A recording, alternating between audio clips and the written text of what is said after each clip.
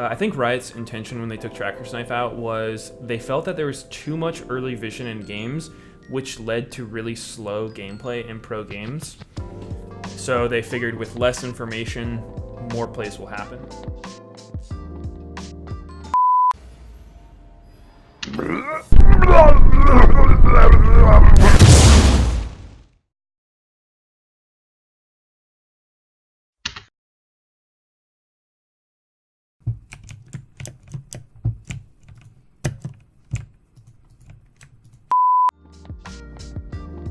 Well, what can happen sometimes is if the game is too volatile, then nobody takes risks. It kind of has to be this middle ground where if you have perfect information of everything, a lot of times like plays won't happen because no one has to take any risks.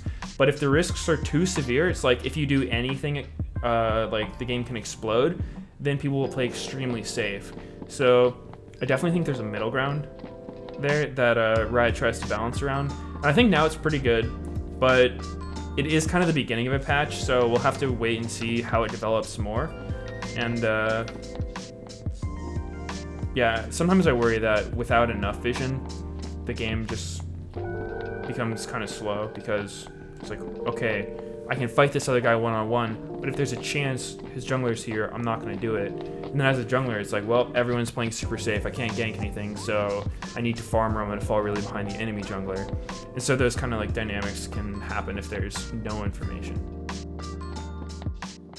I think that the champions hurt by the Tracker Knife change are probably...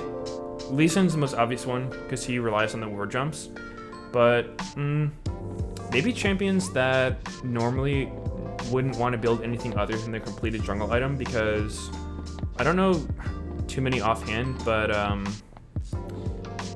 it's probably, I think Jax was actually hurt by that. It doesn't make a ton of sense why he would be, but what actually happens with jungle is I think it's the mana using champs that need to start with Machete get hurt, because basically you have to start a Machete if you want to keep up with other junglers' clear speeds.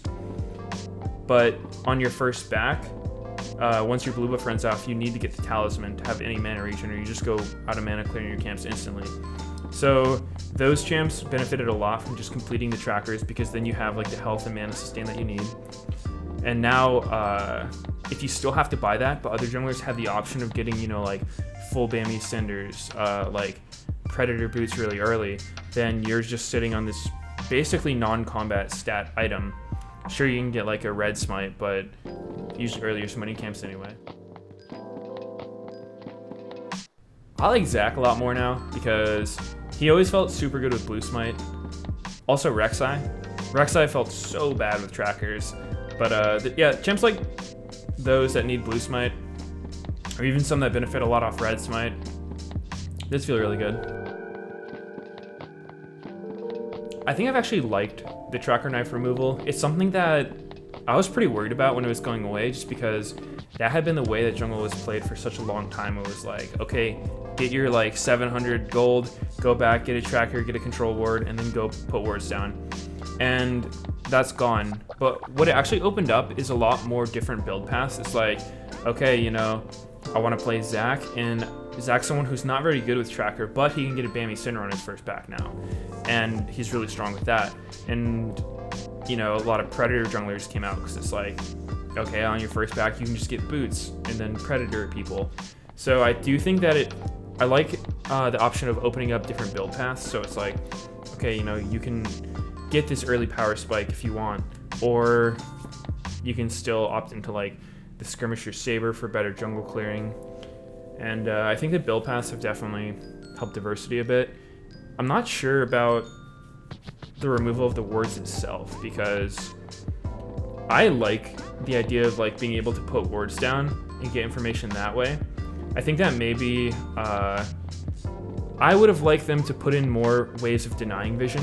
Like I always thought that the Oracle buff you got from smiting raptors, the removal of that kind of made it so that wards were a lot more important, because before it's like you almost never even wanted to drop a ward at the enemy raptors because it's like, okay, it's gonna get cleared instantly.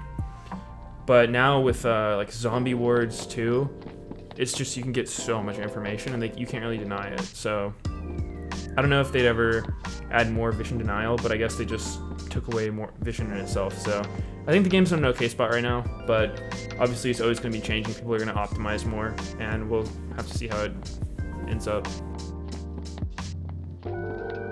Well, in my opinion, the tracker's knife wasn't the main reason why games were slow before 8.4.